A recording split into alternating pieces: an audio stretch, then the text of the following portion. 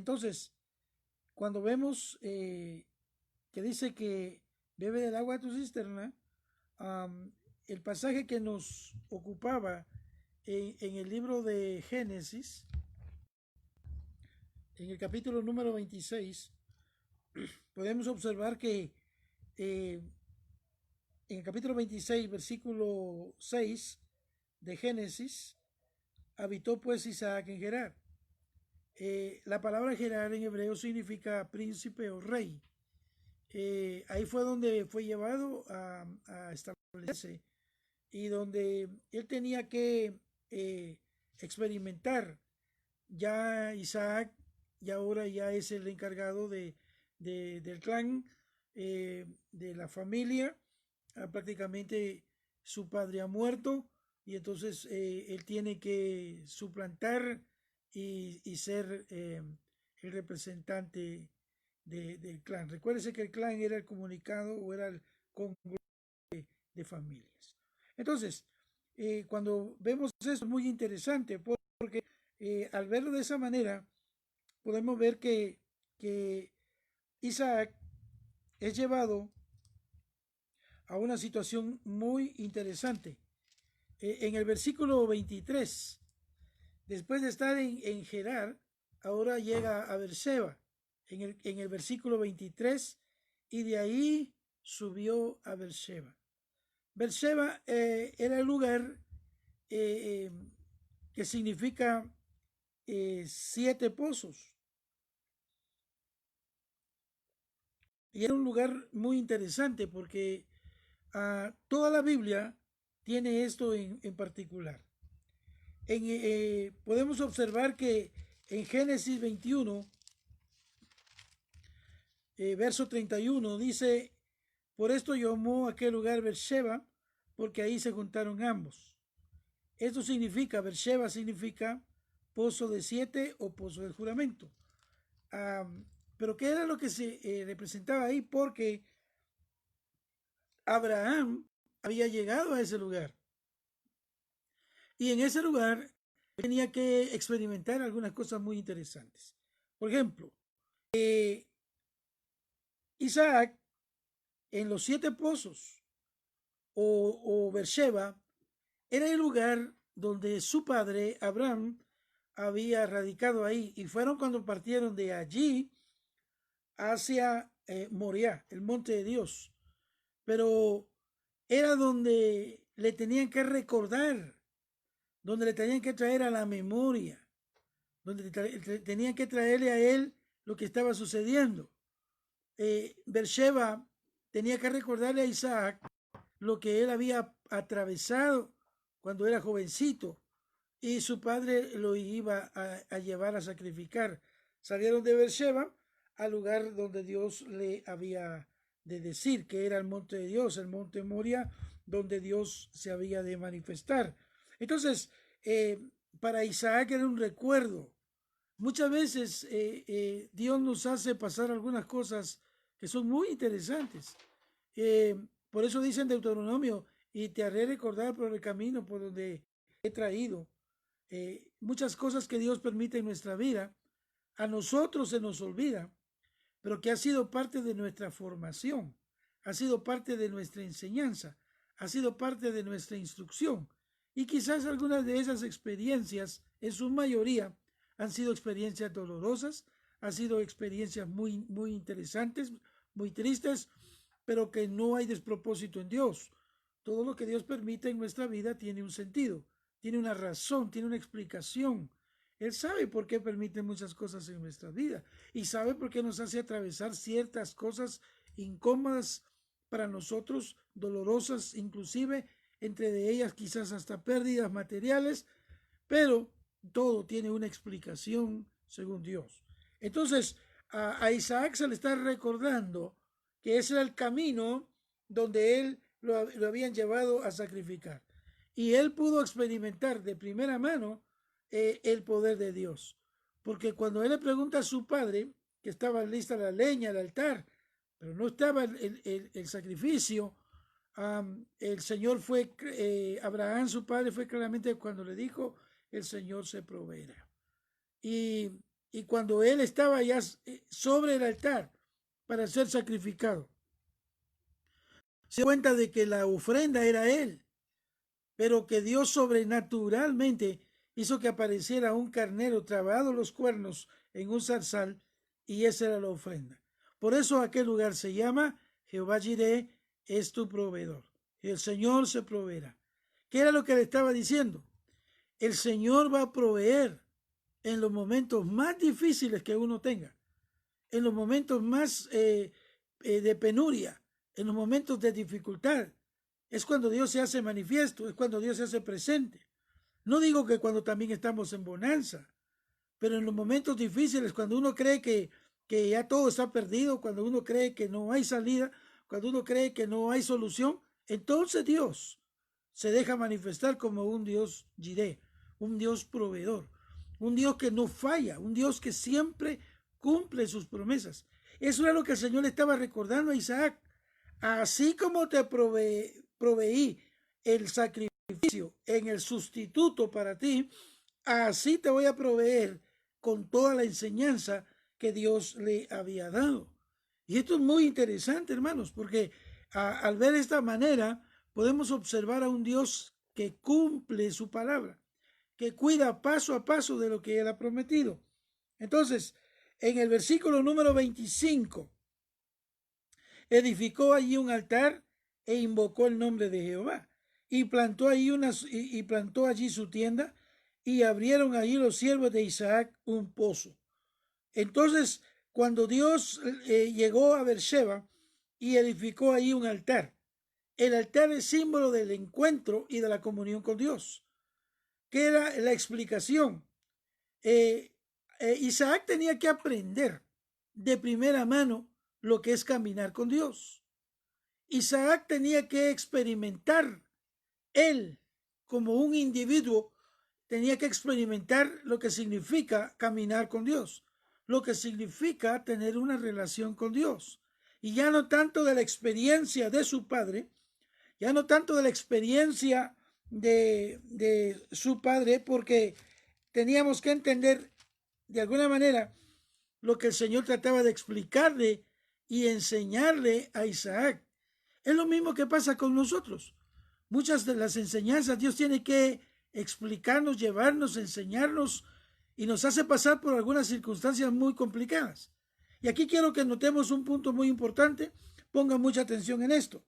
En el versículo 15 dice: y todos los pozos que habían abierto los criados de Abraham, su padre, en sus días los filisteos los habían cegado y llenado de tierra. Verso 18.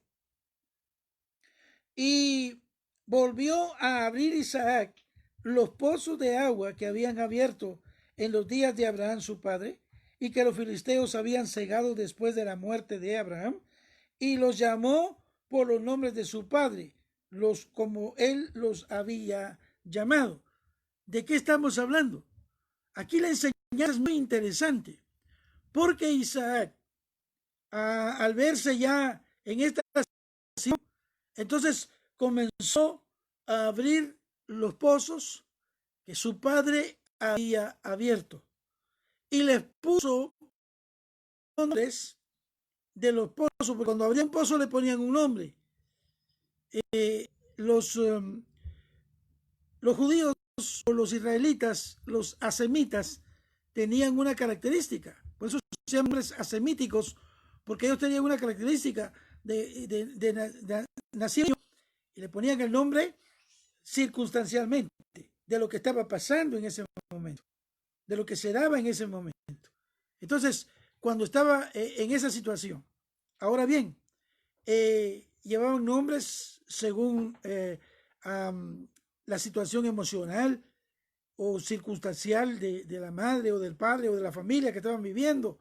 Así le ponían los nombres a los niños. Pero cuando abrían en especial un pozo, le ponían el nombre del pozo en base también a muchas circunstancias que éstas estaban viviendo. Prueba de ello lo muestra porque cuando Isaac abrió pozos, solo para tener una referencia, en el siglo XX le puso Esec, que significa contención. Abrieron un pozo y le pusieron Esek porque la gente contendió y les quitaron el pozo. Luego abrieron otro en el verso 21 y le pusieron Sidna, que significa enemistad. Luego abrieron un tercer pozo y le pusieron Rehobot, que significa lugares amplios. Como usted puede observar, le ponían los nombres circunstancialmente.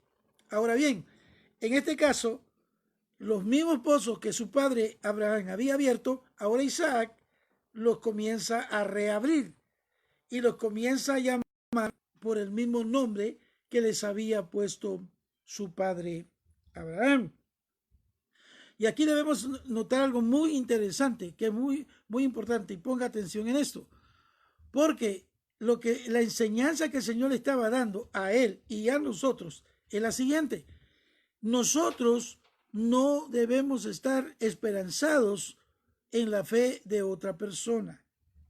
Esto va puntualmente para los hijos, porque resulta que en este sentido Isaac había caído en el terreno que han caído muchas personas a ese respecto, y lo podemos observar en el libro de Ezequiel, en su capítulo número 18, en su versículo 20. Podemos observar algo muy interesante. Mire, dice Ezequiel capítulo 18, verso 20: el alma que pecare, esa morirá. El hijo no llevará el pecado del padre, ni el padre llevará el pecado del hijo. La justicia del justo será sobre él, y la impiedad del impío será sobre él. ¿Cuál es la enseñanza?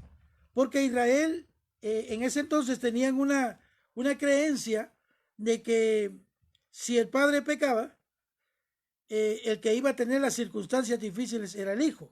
En otras palabras, el padre hacía y el hijo padecía. Pero el Señor enseñó con toda certeza de que eso no era así, sino que cada uno es responsable de sus actos. Eso tiene que ver con el pecado, también tiene que ver con la bendición. ¿Por qué? Porque Isaac pensó que al abrir los pozos de que su padre había abierto, entonces él también iba a obtener la misma bendición. Y no. La bendición de Abraham fue una, la bendición de Isaac es otra. Aunque había una promesa, las promesas se pelean, las peleas se buscan, las promesas se buscan, se conquistan, deben de llevarse al término. Y aquí es donde muchos han fallado en ese sentido, muchos hijos principalmente, confiando en la fe o en las promesas de Dios de sus padres.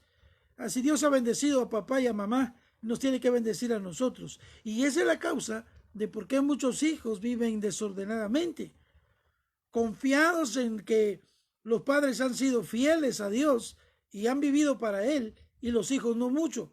Entonces, en ese sentido, ellos están esperanzados y confiados de que la bendición de Dios los alcanzará por ser hijos de ciertas personas, y esta bendición los va a alcanzar. No es cierto. La promesa está hecha, pero hay que conquistar las bendiciones. Y este es el ejemplo que Dios está haciendo con Isaac.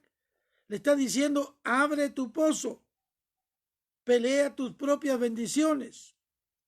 Como estuve con tu padre, estaré contigo. La bendición que le siempre y cuando camines, siempre y cuando obedezcas, siempre y cuando creas, siempre y cuando avances, siempre y cuando no te detengas. La bendición es muy clara. Y este pasaje es muy importante. Por eso nosotros debemos de buscar esa situación. Algunos hijos dicen, papá pecó y a los hijos les va a ir mal. No. Si el padre pecó, el responsable es él, y el que va a tener las consecuencias va a ser él, no los hijos.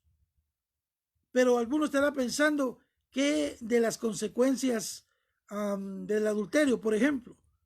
Esa es otra historia, pero ahí ya no solamente padece el agresor, el que cometió el pecado, sino ahí arrastra un montón de personas, a la esposa, a los hijos, la destrucción del matrimonio, etcétera, etcétera. Pero esas son consecuencias del pecado.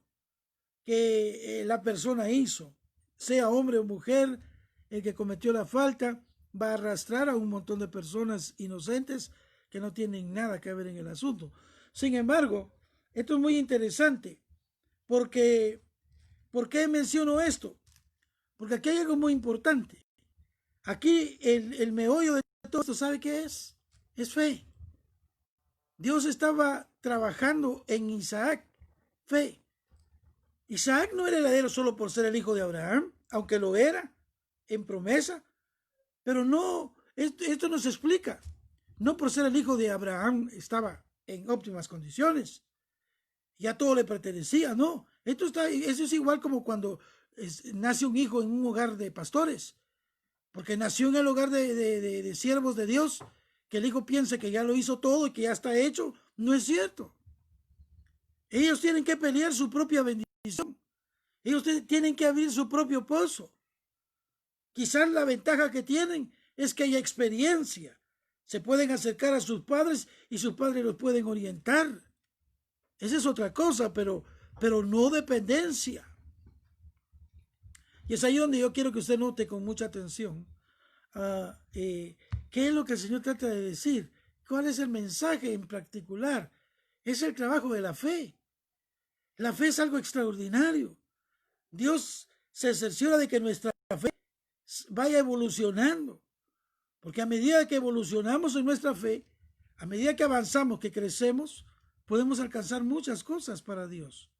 Porque recuérdese que el texto sagrado dice que sin fe es imposible agradar a Dios. Una manera de agradar a Dios es teniendo fe. Y ahora, ¿qué es fe?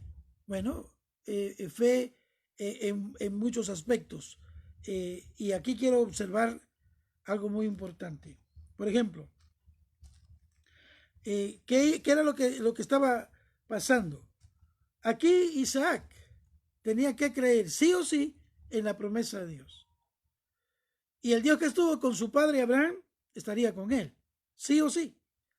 Ahora bien, aquí hay ya en el Nuevo Testamento podemos observar de una fe verdadera y de una fe falsa.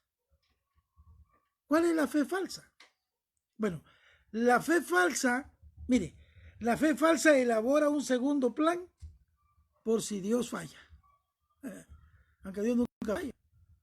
Pero la fe falsa siempre elabora un segundo plan por aquello de que Dios no me ayude. Ya tengo plan B. Entonces elabora un segundo plan. El plan A, pero por si Dios no llega a tiempo, por si Dios falla, por si Dios no me escucha, por si Dios no me lo da, la falsa fe crea un plan B. Esa es la fe falsa. Ahora, ¿cuál es la fe verdadera? La fe verdadera solo reconoce un camino. O Dios o el fracaso total. En esto no existen términos medios. Y ahí es donde mucha gente ha llegado a la confusión. No existen términos medios. No existe, hermano. La verdadera solo reconoce un camino, o Dios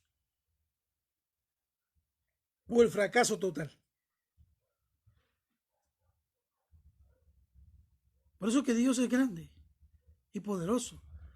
Y todo aquel que le cree a Dios y se abandona en sus manos, hermano, hasta el día de hoy no conozco a nadie que haya hecho tal cosa que haya fracasado.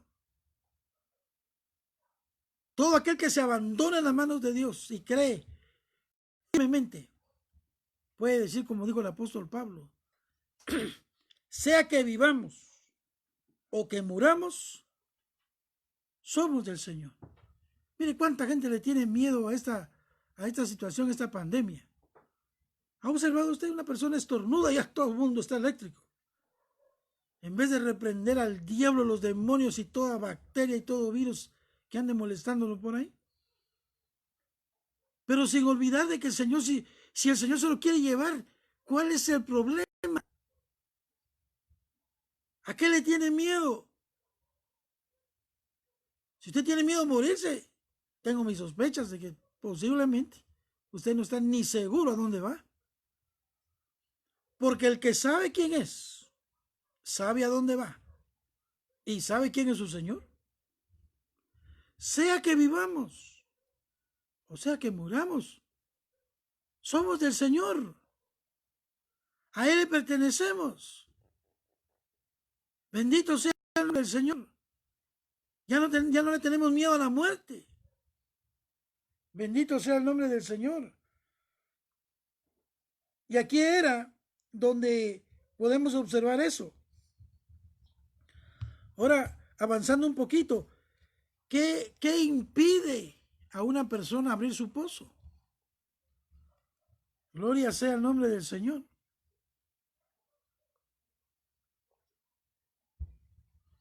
¿Qué le impide a una persona abrir su pozo? Bueno, ya observamos que en el capítulo 26, verso 20, Esec era la contienda, Sidna, la enemistad, y Rehobot, lugares amplios. ¿Eso qué tiene que ver? Bueno, ¿por qué viene la contención? ¿Qué impide que mucha gente abra sus pozos? La contención lo lleva a la desconfianza. ¿Sabe por qué mucha gente no abre su propio pozo?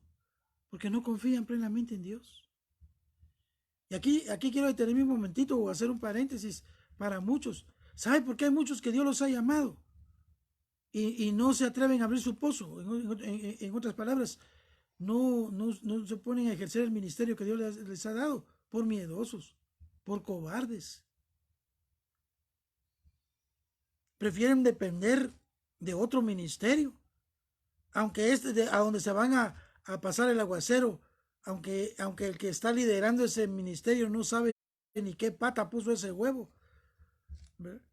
Resulta muchas veces que el que va a pedir asilo, por así decirlo, sabe más que el que está liderando ese ministerio. Dios los ha usado, pero la desconfianza es que esto, es que el otro. Si Dios lo llamó, por el amor de Dios, obedezca. Si Dios lo llamó, deje que Dios lo guíe. Deje que Dios le abra puertas. Haga lo que Dios lo mandó a hacer. Deje ya de tanta excusa. Haga lo que Dios lo mandó a hacer y punto. Y ahí me gusta la frase célebre de Charles Stanley, lo que le decía a su abuelo. Mira, Charles, obedece a Dios y déjale a Él las consecuencias. Y esto es puntual. No tienen por qué estar, el que pone peros a veces porque no confía que Dios lo llamó. Y mucho menos que confíe que Dios lo va a sostener o que Dios lo va a llevar a feliz término. Si Dios lo llamó, obedezca. Y usted, tal vez ni usted mismo sabe hasta dónde Dios lo pueda llevar. La otra es la enemistad, que tiene que ver con los temores. Porque una persona no abre su propio pozo, hablando ministerialmente, por los miedos, los temores. ¿Y qué voy a hacer? ¿Y qué voy a hacer con lo otro? Y si comienzo a predicar y me llegan 25 y ya para los 2 meses siguientes me quedo solamente con 3, ¿cuál es el problema? Por eso es que mucho ministerio millennium está fracasando. Porque cuando ya no miran money, cuando ya no miran gente, cuando ya no miran quórum, entonces se comienzan a desesperar y terminan en otro lado, haciendo cosas que no deberían de hacer. Y quizás no solamente cosas malas, sino buscando trabajo para de alguna manera irla pasando, ¿verdad? Y de aquí también hago otro paréntesis para muchos están predicando, dice, muchos están predicando y muchos hablan de fe y muchos hablan de ministerio y muchos hablan de aquí y hablan de allá, pero en realidad ellos no dependen del ministerio, ellos dependen de su trabajo. Conozco a varios y muchos de ellos tienen hasta su propia empresa. A ellos les da lo mismo si llega gente o no llega. Les da lo mismo si diezman o no. Les da lo mismo ofrendan o no. Ellos tienen sus propios recursos. ¿Y sabe cuál es la excusa? No, es que yo me sostengo. No necesito a nadie para sostenerme. No. ¿Sabe cuál es la verdadera razón por la cual hacen eso? El temor, el miedo. Porque al dejar su empresa, no saben ellos si van a obtener los mismos ingresos, aunque generalmente nunca pasa así.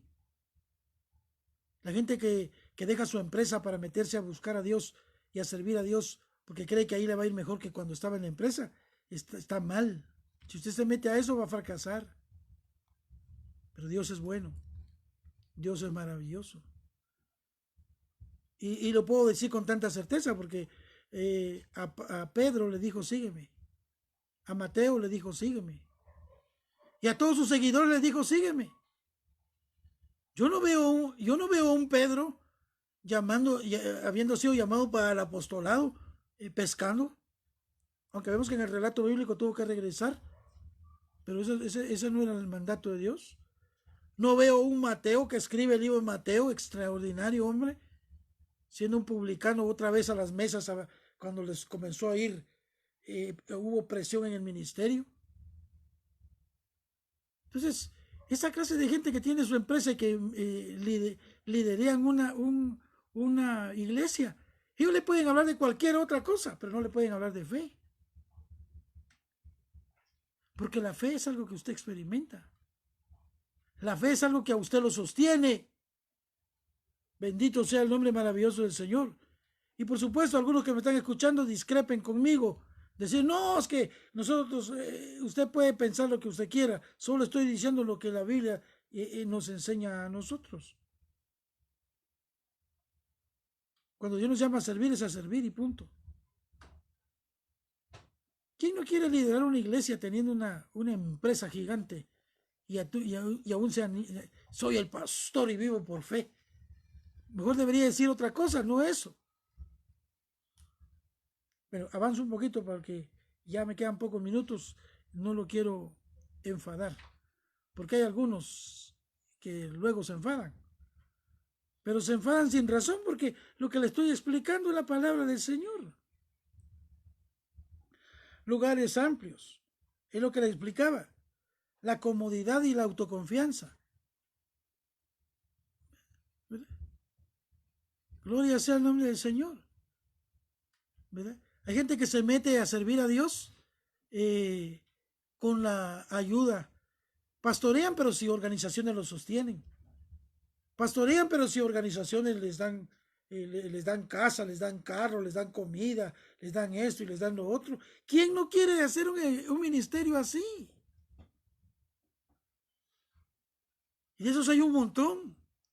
Bueno, yo voy a servir, pero que me sostengan, que me manden mi Medicare y que me manden todo el sostenimiento. Eso no es el ministerio. Todos los que Dios ha formado en el ministerio, hemos sufrido, hemos llorado, pero hemos visto a Dios trabajar. Y el Señor lo dijo con toda categoría. Ninguno puede servir a dos señores. O sirve al uno o sirve al otro. Y usted puede tener sus propios argumentos, serán sus argumentos, pero no son válidos. O sirve a uno o sirve al otro. Por eso los rabinos tienen un dicho. A todo aquel que es llamado a dedicarse a la exposición de la palabra de Dios como rabino, le dicen de que no puede menospreciar la mejor empresa a la que ha llegado, ¿verdad? Y que no tiene tiempo para abrazar otras empresas, dando a entender, lo explico de esta manera, no puede abrazar lo secular pretendiendo hacerlo de Dios, no se puede, no se puede. Y alguno que me diga que sí se puede, difiero de él, no se puede. Porque cuando le toca enseñar acerca de la fe y la dependencia de Dios, ahí es donde se traban las carretas, se traban los engranajes, porque no puede explicar aquello. Y de esos hay un montón, y también hay un montón de hombres de Dios que Dios los ha llamado a ocuparse de sus cosas, y Dios los ha bendecido. Gloria sea el nombre del Señor. Y con esto quiero hacer un paréntesis también de que es malo entonces buscar apoyo en ministerios. No. La amistad y la comunión son válidas. Lo que está aquí en discusión es la dependencia de la dependencia. Hay gente que no camina ni un solo paso si no tiene quien lo sostenga económicamente. Eso no es fe. Eso no es fe. Ahora, ya en el ejercicio, caminando por fe, que Dios te va a levantar gente para que te apoyen, eso es otra historia. Ya en el ejercicio, caminando por fe, Dios va a levantar gente para que te bendigan, para que te apoyen, para que te lleven a una bendición económica, si quieres. Eso ya es asunto de Dios. Es Dios el que levanta a este tipo de personas. Pero antes de eso, tienes que ser un ministro aprobado de parte de Dios. En los minutos que me restan, ¿cómo se abre un pozo? Gloria a Dios. ¿Cómo se abre un pozo? Bueno, era obvio de que había que usar alguna herramienta extraordinaria para abrir ese pozo, ¿verdad? Yo recuerdo que cuando niño, la aldea, porque su servidor viene de una aldea, no viene de la metrópolis. Dios me levantó a mí en una aldea de mi país. Y no me avergüenza decirlo. Yo era aldeano de una aldea. Y Dios de ahí me levantó. Pero recuerdo que en ese entonces, en esa aldea, había muchos, le llamaban poceros, porque eran los que habían pozos por doquier. Toda la aldea se llenó de pozos porque habían pozos por doquier, para muchas razones. Pero en el tiempo bíblico, los pozos que se abrían no era para drenaje, no era para fosa séptica, sino era para sacar agua. Esa era la diferencia. Entonces, mire, ¿qué era la diferencia? Se abría un pozo local, que era el pozo de la comunidad, y todo el mundo iba a traer agua ahí. ¿Se recuerda usted el pozo de Jacob, capítulo 4 de Juan, verso 11? Cuando el Señor fue al pozo de Jacob y la samaritana llegó al mediodía, que dicho sea de paso, las mujeres salían a buscar agua en la mañana o en la tarde, las horas frescas del día. Al mediodía no, porque era lo más terrible del calor. ¿Y por qué la samaritana salió al mediodía? Era obvio. Era una mujer que era asediada constantemente, martirizada por su conducta de vida, y entonces mejor decidía ir a la hora que nadie la molestara, que nadie podía interferir con ella. ¿Y cuál era esa hora? El mediodía. Y al estar ahí al mediodía, pues, era muy raro que otra mujer se asomara al mediodía. Ya dije, utilizaban las horas frescas, en la mañana o en la tarde. La samaritana escogió la hora del mediodía sin darse cuenta de que la estaba esperando una gran sorpresa. Era el Señor Jesús ahí. Entonces, gloria sea el nombre maravilloso del Señor. Ahora, ¿cómo se sacaba agua del pozo? Habían tres elementos que toda persona tenía que llevar. Solo se menciona a la samaritana yendo a traer agua, pero tenía que tener tres elementos. Número uno, un cántaro, donde obviamente iba a traer el agua. Pero había otro elemento que se llamaba cubeta de cuero. Era una especie de zurrón, era una especie de bolsa de cuero, especialmente para eso, y una cuerda larga que llegaba hasta el fondo. Entonces se amarraba la bolsa, se aventaba al fondo, se llenaba y había que subir el agua llenar el cántaro y así sucesivamente hasta llenar. Cuando el Señor Jesús tiene el diálogo con la samaritana, le pregunta y le dice, si tú supieras quién es el que te pide de beber, tú le pedirías a él agua y él te daría gratuitamente. La samaritana, ¿qué fue lo primero que le respondió? ¿De dónde vas a dar agua si no tienes con qué sacarla? ¿De qué le estaba diciendo? No te veo ninguna cuerda, no te veo ninguna bolsa y mucho menos un cántaro para tenerla. ¿De dónde has sacado tú esa agua? Él estaba hablando espiritualmente, pero en el tiempo antiguo se utilizaba eso. Ahora se imagina usted a una mujer al mediodía, hermano, cargando una gran sopa, una bolsa de cuero, adicional su cántaro. Era un trabajo complicado. Por eso que las mujeres buscaban la mañana o la tarde, porque ahí se combinaban las fuerzas una con otra, se ayudaban, una sacaba un rato, la otra sacaba el otro rato, etcétera, hasta llenar los cántaros que debían de estar ahí. Sea el nombre maravilloso del Señor. Y eso me hace pensar mucho, en la persona de Raquel.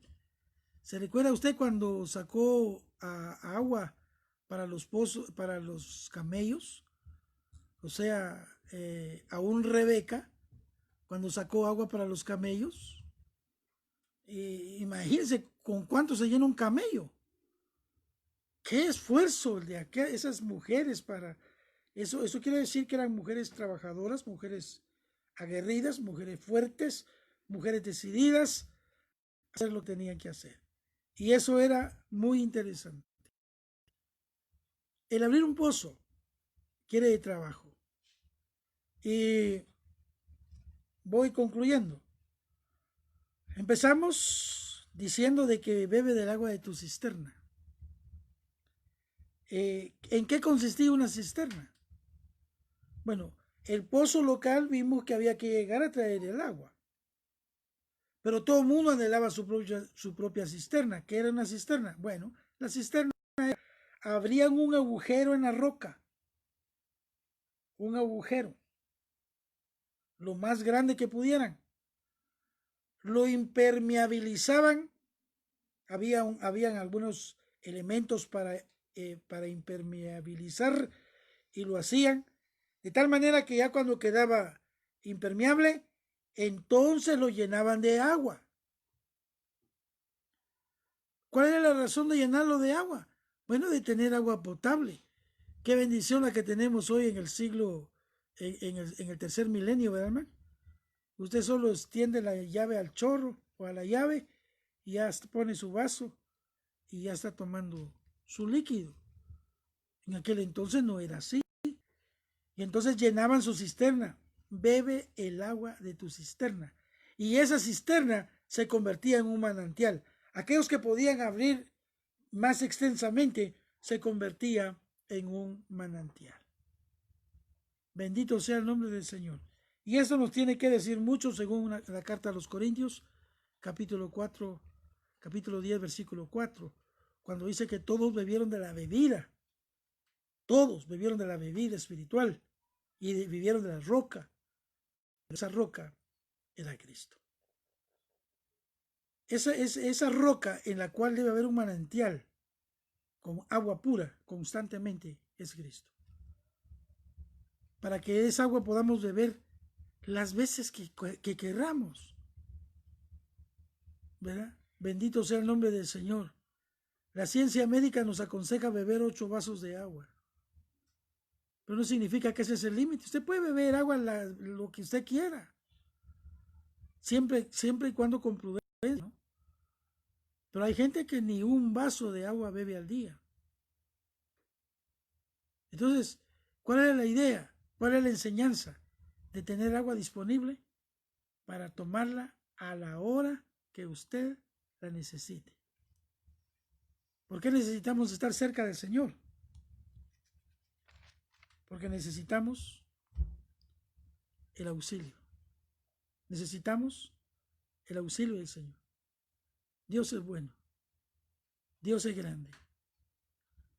Y bebe el agua de tu cisterna. Busca a Dios. Hoy es el mejor tiempo para hacerlo. Hoy es el mejor tiempo para hacerlo. Porque en los tiempos difíciles, Dios siempre se manifestó de una forma extraordinaria. No solamente por la situación que estamos viviendo en el país y en el mundo, a través de esta situación vamos a pretender buscar a Dios. No, hermano, busquemos a Dios de todo nuestro corazón. Abramos nuestro pozo. Le va a ir bien. Porque el pozo que usted abra no se lo podrán cerrar. ¿Sabe por qué? Porque usted va a abrir su cisterna en la roca. Y esa roca se llama Cristo. Que Dios lo bendiga, que Dios lo guarde, en el nombre maravilloso del Señor. Y déjenos saber sus comentarios, déjenos saber hasta dónde la señal ha llegado, cómo ha llegado, cómo ha recibido usted la señal, pero más que la señal, cómo ha recibido usted la palabra. Sus comentarios nos bendicen y nos animan a seguir adelante el tiempo que esto sea necesario.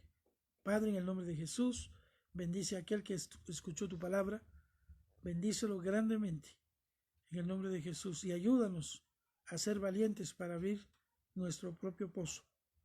En tu nombre lo haremos. Amén. Hasta la próxima.